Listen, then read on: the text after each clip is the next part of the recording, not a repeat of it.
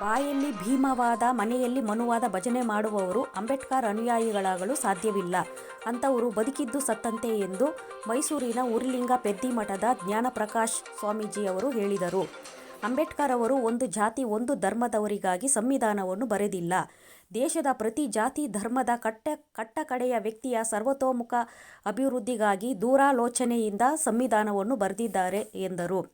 KSRTC ಸಂಸ್ಥೆಯ ಎಸ್ಸಿ/ಎಸ್ಟಿ ನೌಕರರ ಶ್ರೇಯೋಭಿವೃದ್ಧಿ ಸಂಘದಿಂದ ಆಚರಿಸಲಾದ ಅಂಬೇಡ್ಕರ್ ಜಯಂತಿ ಕಾರ್ಯಕ್ರಮವನ್ನು ಉದ್ಘಾಟಿಸಿ ಅವರು ಮಾತನಾಡುತ್ತಿದ್ದರು. ಯಾರು ದೇವರು ಕೈ ಎತ್ತಿ ಗಣಪತಿ ಕೂರಿಸಿದ್ರೆ ಎಷ್ಟು ಜನ ಇದೆ?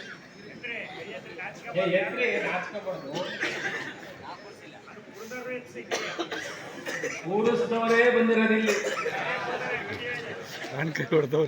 ಕೂರಿಸಿದವರೇ ಬಂದಿರೋದಿಲ್ಲ. ಯಾಕೆ ಅಂದ್ರೆ ಬಾಯಲ್ಲಿ ಭೀಮವಾದ ಹೇಳ್ಕೊಂಡು ಮನೆಯಲ್ಲಿ ಮನುವಾದವನ್ನು ಇಟ್ಕೊಂಡಿರ್ತಕ್ಕಂಥ ದ್ರೋಹಿಗಳಿದಾರಲ್ಲ, ದ್ರೋಹಿಗಳು ಅವರು ನಿಜವಾದಂತಹ ಅಂಬೇಡ್ಕರ್ ಅವರ ದ್ರೋಹಿಗಳು.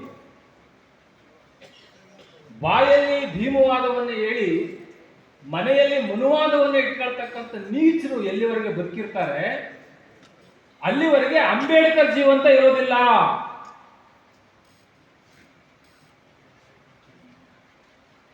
ಅಂಬೇಡ್ಕರ್ ಅವರು ಜೀವಂತ ಇರೋದು ಎಲ್ಲಿ? ಅಂಬೇಡ್ಕರ್ ಬದುಕಿರೋದು ಎಲ್ಲಿ ಅಂದ್ರೆ ನೀವು ಯೋಚನೆ ಮಾಡಬೇಕು. ಬಾಬಾ ಸಾಹೇಬ್ ಎಲ್ಲಿ ಬದುಕಿದ್ದಾರೆ? ಹಾಗಾದ್ರೆ 4 ಮಕ್ಕಳನ್ನ ಕಳ್ಕೊಂಡು, ತನ್ನ ಹೆಂಡತಿಯನ್ನ ಕಳ್ಕೊಂಡು, ತನ್ನ ಸಮಗ್ರ ಕುಟುಂಬವನ್ನು ಕಳ್ಕೊಂಡು ನಿಮಗೋಸ್ಕರವಾಗಿ ತ್ಯಾಗ ಮಾಡಿದಂತ ಬಾಬಾ ಸಾಹೇಬ್ ಅಂಬೇಡ್ಕರ್ ಅವರನ್ನ, ಅವರ ಸಮಾಧಿಯನ್ನ ನೋಡ್ಲಿಕ್ಕೆ ಯೋಗ್ಯತೆ ನಿಮಗಿಲ್ಲ. ದತ್ತ ಮಾಲೆ ಹಾಕೊಂಡು ಕುಣಿಲಿಕ್ಕೆ ನಿಮ್ಗೆ ಯೋಗ್ಯತೆ ಇದೆ, ಅಯ್ಯಪ್ಪ ಸ್ವಾಮಿಗೆ ಕುಣಿಲಿಕ್ಕೆ ಯೋಗ್ಯತೆ ಇದೆ. ನೀವು ಯಾಕೆ ಬದುಕಿದ್ರಿ? ಇನ್ನು ಯಾಕೆ ಬದುಕಿದ್ದೀರಿ? ಸಾಯಾಬರ ಸಮಾಧಿ ನೋಡಕ್ಕೆ ನಿಮ್ಗೆ ಯೋಗ್ಯತೆ ಅಲ್ಲ ಅಂದಮೇಲೆ ಅಂಬೇಡ್ಕರ್ ಜೀವಂತ ಇಟ್ಟಿದ್ದೀರಿ.